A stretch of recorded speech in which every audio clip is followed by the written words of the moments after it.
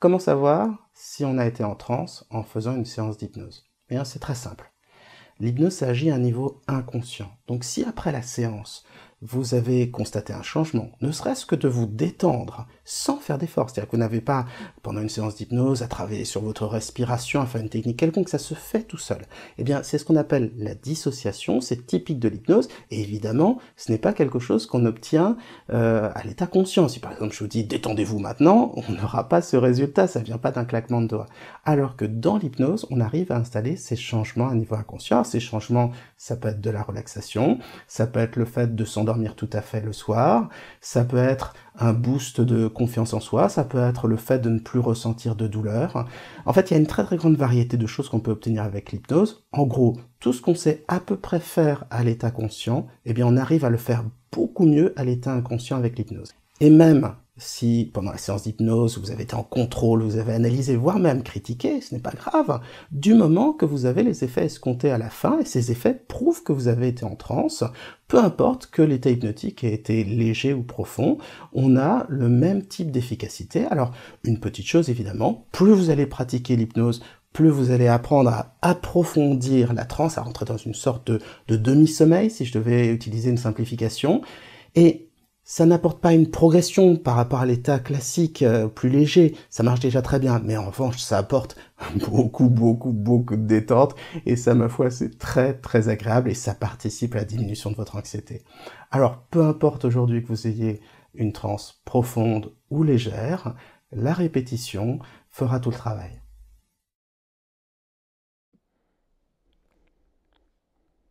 Et si pour une fois, vous preniez le temps simplement de bien vous installer, le temps d'écouter ma voix, le temps de prendre soin de vous-même, le temps de se détendre, le temps de bien dormir. C'est si simple pour prendre son temps. Il faut simplement se centrer sur ce qui nous entoure. Ce soir, c'est ma voix qui vous accompagne. Et pour que vous puissiez profiter du temps qui passe, vous reconnecter à vous-même, pour que vous preniez le temps de prendre votre temps. Commencez à fixer un point, mais regardez-le avec un regard doux, comme dans une sorte de recueillement. Et prenez le temps de ne plus faire d'efforts, de simplement vous laisser porter, bercé par ma voix, comme si je vous lisais une histoire, comme si ce qui était le plus important au monde, pour une fois, c'était de se poser, d'oublier l'action, les rebondissements de la vie, et simplement écouter. Écouter et ressentir le corps qui va se détendre de plus en plus pour entrer en transe. Ce nom que l'on donne à cet état hypnotique, un état de grand repos, un état de sérénité. Et peu importe le moment, vos yeux se fermeront. Le temps ne compte plus désormais, car vous serez bientôt complètement détendu et bientôt complètement endormi. Alors il suffit de se laisser porter par ma voix et par cette certitude, et de laisser simplement le temps et l'hypnose agir avec autant d'efficacité que ces petites pilules. L'hypnose qui vous apportera un réconfort, une relaxation de plus en plus grande. 5, peu importe le moment où les yeux se fermeront. Qu'ils prennent encore quelques instants pour fixer ce point, ces couleurs, sa luminosité, se fatiguer et ensuite trouver le repos, les yeux fermés en transe. On peut fermer les yeux et entrer en transe dès qu'on le souhaite ou prendre son temps. Observer simplement cette intériorisation, ce recueillement. Comme la respiration devient lente, régulière, et le corps aussi d'une certaine manière ralentit, à mesure que les sensations, elles, deviennent plus précises. Cela peut être le poids des bras, le contact de l'air contre le visage, ou toute autre sensation qui va s'installer en vous.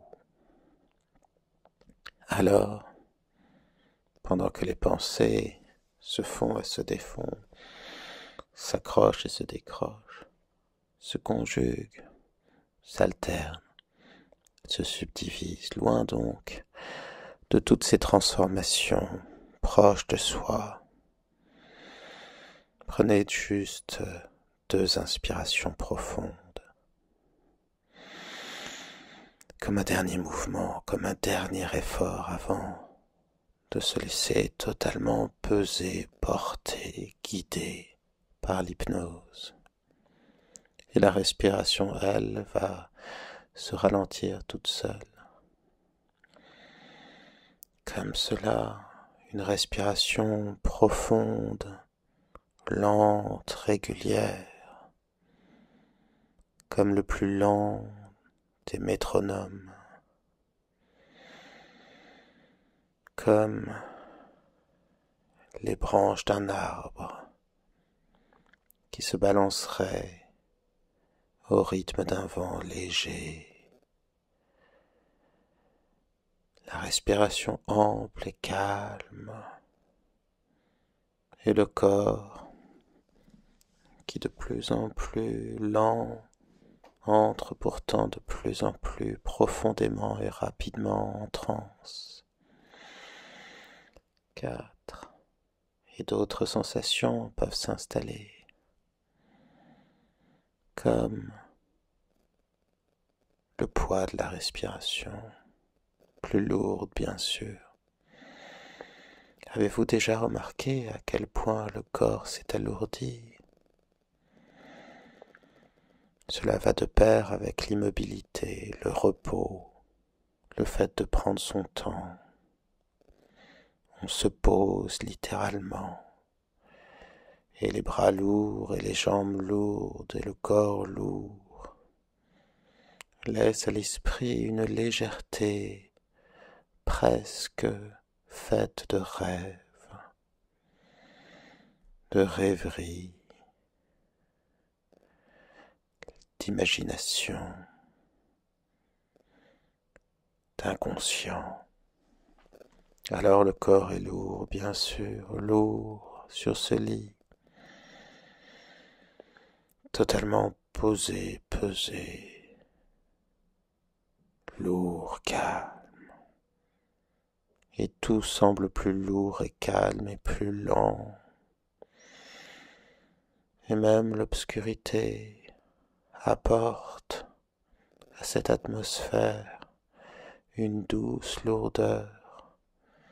La ville qui s'endort ou déjà endormie voit ses rues se vider, les voitures se faire rares, elle aussi s'endort à son rythme. Le corps lourd donc, qui pèse de tout son poids sur le lit solidement ancré sur le sol. Et cette mise en abîme presque pour que vous ne l'écoutiez pas, ou tout au moins que votre esprit conscient l'oublie, mais que votre inconscient, dans sa perception générale des choses plus globales, plus sensorielles, plus justes aussi souvent, puisse s'en emparer cette lourdeur du corps sur le lit lourd, sur le sol lourd, sur les fondations de cet endroit, ces fondations ancrées sur la ville ancrée sur la terre qu'il est bon d'oublier, de se laisser porter lourdement, le corps lourd, la terre lourdement ancrée dans le système solaire lourdement ancré dans la galaxie lourdement ancrée dans l'univers lourdement ancré dans le temps et le temps lourdement ancré, tandis que le temps justement lourdement ancré en vous, vous vous ancrez lourdement en transe. 3. Et cet état presque une sorte de frontière, un état crépusculaire entre la veille et le sommeil, le moment où celui qui croit encore être éveillé déjà s'endort, ce moment où la personne éveillée croit déjà ne plus savoir ce qu'au fond déjà, dans une sorte de perception immédiate, de reconnaissance plus qu'une réinvention, dans cette intuition où la conscience se dit « ça y est, j'arrête d'être conscient et je rentre en transe », celle de la nuit, celle où dans cet état hypnagogique, c'est ça, cet état frontière juste avant le sommeil, où l'on n'est ni éveillé ni endormi, quelque chose entre les deux, quelque chose où on sait juste que l'on commence à rêver, et les rêves déjà nous emportent, ces pensées qui vont dans tous les sens, et déjà je ne suis plus tout à fait moi-même, déjà je suis quelque chose d'autre, dans un ailleurs, dans ce qui pourrait être les prémices du rêve, ce moment où l'on tombe littéralement en soi-même, sûrement une transe plus profonde et calme. 2. Alors que vos pensées s'accrochent, se décrochent, s'alternent, se conjuguent, se refont comme une sorte de jeu ou presque de mystère, dans une scène ouverte où les coulisses représenteraient non pas l'inconscient, mais l'inconscience et dans l'esprit du spectateur, l'imaginaire, ou plutôt l'imagination telle qu'elle s'empare elle-même, telle qu'elle crée son propre pouvoir, sa propre présence, dans ce mur qui tombe pour laisser une fenêtre ouverte sur le rêve, alors que l'on sait toujours plus que l'on ne savait que l'on savait. Très bien. Vous êtes dans une transe agréablement profonde. Et ma voix et votre respiration, donc. Tout cela vous emmène de plus en plus loin au rythme de votre inconscient. Et les moments où la fatigue s'installant, celle qui naît de la confusion des mots, de l'entrechoquement des idées, des sons, des situations, parfois de ce que l'inconscient perçoit l'évocation alors que le conscient se fatigue sur le sens, vous entrerez plus en transe car dans ce jeu, ce va-et-vient entre les pensées, les premières, ou plutôt ce qu'il y a avant l'émotion, ce que l'affect peut représenter dans toutes ces déclinaisons du moi, dans cette conjugaison de l'intime, du personnel, mais aussi de l'imaginaire, dans ce que son propre pouvoir en soi vient non pas de la connaissance, mais de la perception fine, d'une forme de mouvance, de changement, de mutation du soi, alors même qu'un noyau essentiel persiste, et les mêmes choses, mais autrement, toujours cette rémanence, toujours cette évidence, le goût de soi, le soupçon de ce qui pourrait être l'âme, et la douceur régulière de la pensée qui se perd au milieu des mots pour se retrouver en transe.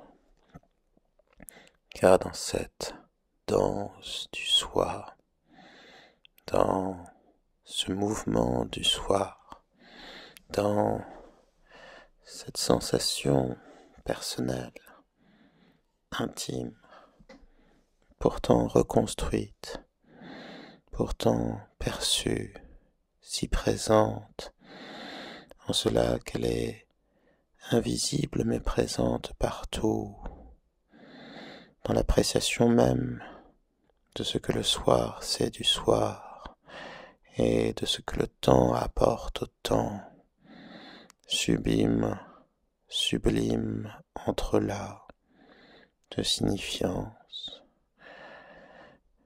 toujours dans cette sorte de dérivation, ou plutôt de transformation, d'exaltation même parfois. Vous entrez encore plus en transe. Et j'aimerais maintenant que votre esprit inconscient vous fasse vivre un superbe laboratoire de chimie, votre laboratoire moderne, beau, propre, rassurant,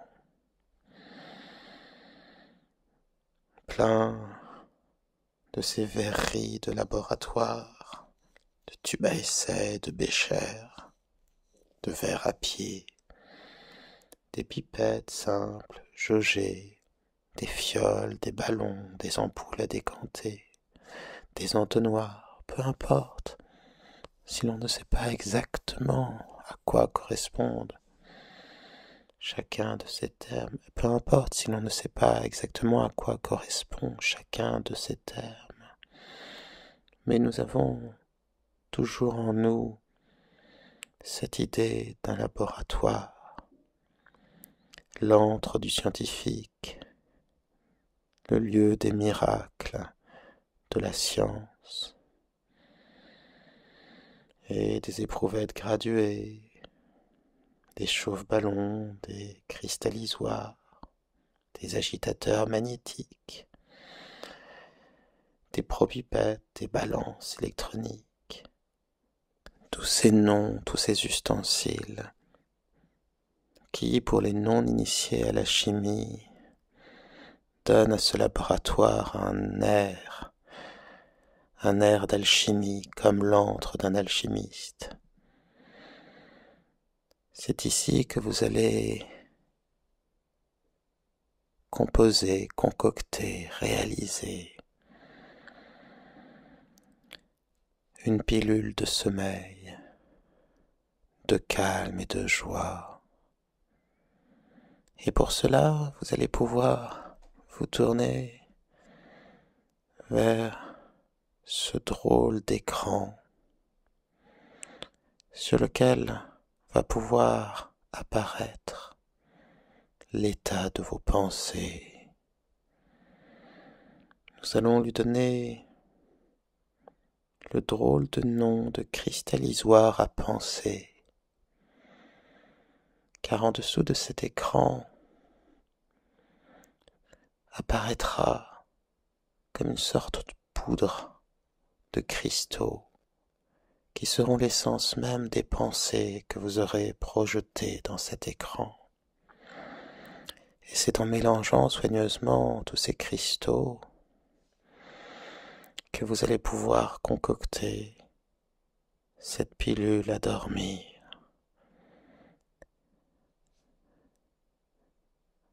dont la force anxiolytique calmante, douce, sereine va vous emporter dans une relaxation profonde et un sommeil de la transe tout aussi profond et bientôt un sommeil de la nuit. Alors, pour nourrir ce cristallisoire à penser, j'aimerais que vous fassiez apparaître sur l'écran le plus beau des paysages. Nous en avons tous un. Il suffit de dire quel est le plus beau paysage que vous ayez jamais vu, pour que celui-ci irrésistiblement apparaisse à la conscience, chargé de toute sa force de calme et d'émerveillement. Alors laissez sur cet écran se préciser ce paysage, peut-être des montagnes, peut-être des collines, peut-être des nuages, peut-être un lac, peut-être une mer, un océan, une plage, un lagon. C'est votre paysage. Et alors que les images apparaissent à l'écran, et même les sons, vous sentez en vous se développer ce sentiment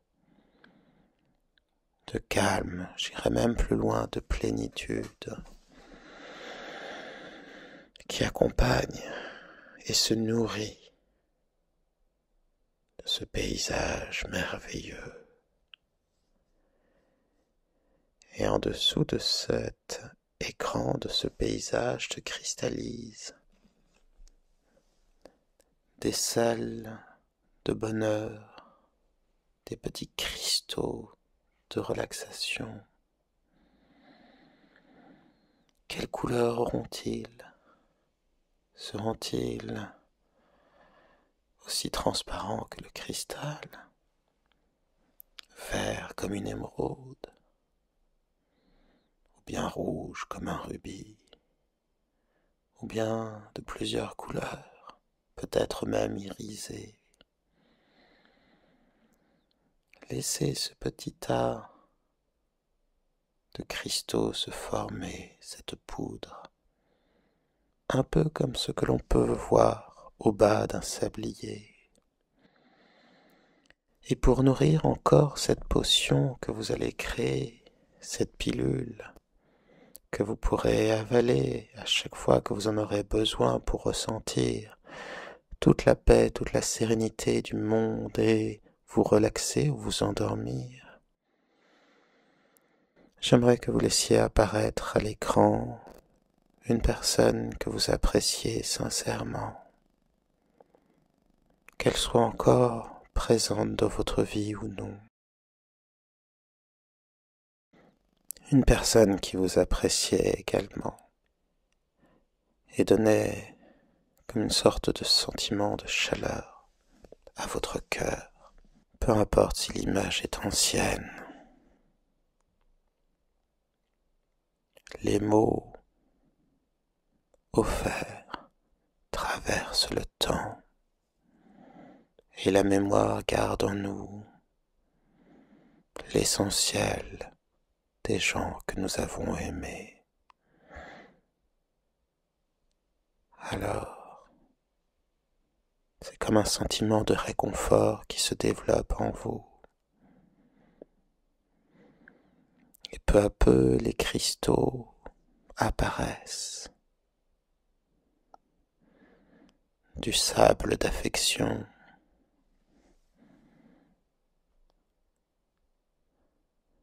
des cristaux de sécurité qui se mélangent avec les cristaux issus du paysage.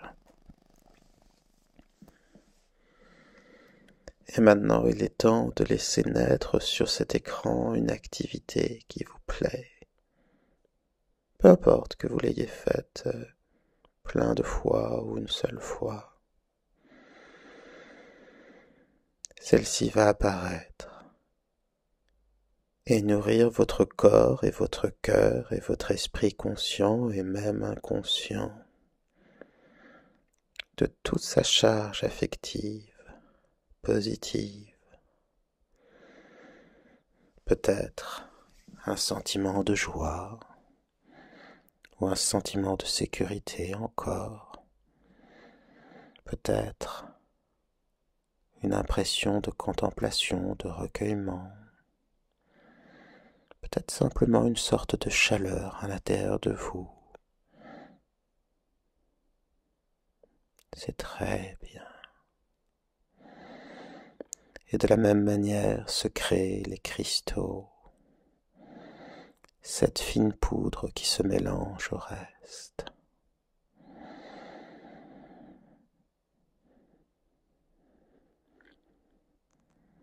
Et puis j'aimerais qu'apparaisse sur cet écran un film ou même un dessin animé qui vous plaît ou qui vous attend plus. Simplement pour donner une dose supplémentaire de joie à ce médicament de l'âme que vous allez créer. C'est très bien. Et je vous invite à récolter avec une grande précaution toute cette poudre et à la mettre dans un bécher, vous savez, simplement un de ces récipients en verre, ou une fiole peut-être si vous préférez, ou un ballon, peu importe. Et vous allez ajouter de l'eau à ces cristaux pour que tout puisse se dissoudre. Tournez bien et mettez tout cela à bouillir pour que il ne reste plus à la fin qu'une sorte de comprimé de bonheur, de relaxation, de détente.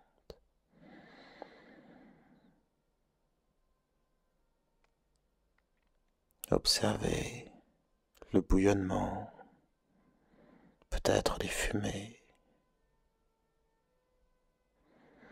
et la paix du corps, la relaxation toujours plus lente et régulière. C'est très bien. Maintenant, observez ce comprimé, cette pilule, peu importe la forme qu'a choisi ce médicament. Et vous allez l'avaler pour le laisser faire son effet en vous. Très bien comme ça. Et à partir de ce moment-là, c'est le corps qui lui-même va créer tout le calme dont vous avez besoin. La respiration qui devient toujours plus profonde, calme, régulière, comme cela. Et puis une sorte d'engourdissement. Où commence-t-il cet engourdissement? Dans les mains, dans les pieds, dans le ventre. Observez l'endroit où le corps est le plus engourdi, dans le calme. C'est très bien, et ce calme, cet engourdissement, va se propager dans le corps à mesure que la respiration va se ralentir toujours davantage, toujours plus calme. Lorsque vous serez suffisamment calme, vous pourrez compter de 1 à 5 si vous souhaitez sortir de transe. Et sinon, vous vous laisserez porter par ce médicament et par ma voix jusqu'au sommeil. Alors, c'est l'engourdissement qui se propage. Et cette sensation douce de fatigue, l'envie de rester là, allongé. Et si vous pouviez encore fermer les yeux, de les fermer à nouveau, sur un calme encore plus profond, tranquille. Le médicament fait son effet. Les doigts se détendent, les mains se détendent, les bras, les jambes lourdes, tout le corps lourd qui imprime sa lourdeur au matelas et cette respiration de plus en plus lourde et régulière, déjà la respiration d'un dormeur et l'esprit qui commence à voguer plus loin en imagination vers le rêve, les filaments de rêve. Ma voix va rester en arrière-fond pendant que ce médicament agira de plus en plus, conjuguant en soi-même non pas les efforts mais le réconfort, cet abandon doux, cette façon de se laisser dériver vers le calme et le sommeil, dans la douceur silencieuse de la nuit. L'obscurité douce nous accompagne et laisse au corps encore plus de douceur, bien confortable dans le lit, tout engourdi de chaleur et de bien-être, la respiration encore plus lente. On dort tranquillement du sommeil, de l'hypnose, du sommeil de la nuit, du sommeil des mots et du temps et de soir en soir, du soir à soir, de la nuit sans ennui, qui jamais ne nuit mais qui luit finalement comme une sorte de douce lueur, toute douce, entourée du silence, de la lumière, dans la douce obscurité de la nuit, des étoiles qui, posant le regard sur nous et leur douce lumière, marquent le temps et la marche de la nuit, de la ville endormie au corps endormi, du temps ressenti au temps perçu, conjuguant la sensation, les souvenirs de soi. Le médicament fait effet, et vous dormez, et vous pourrez dormir de plus en plus.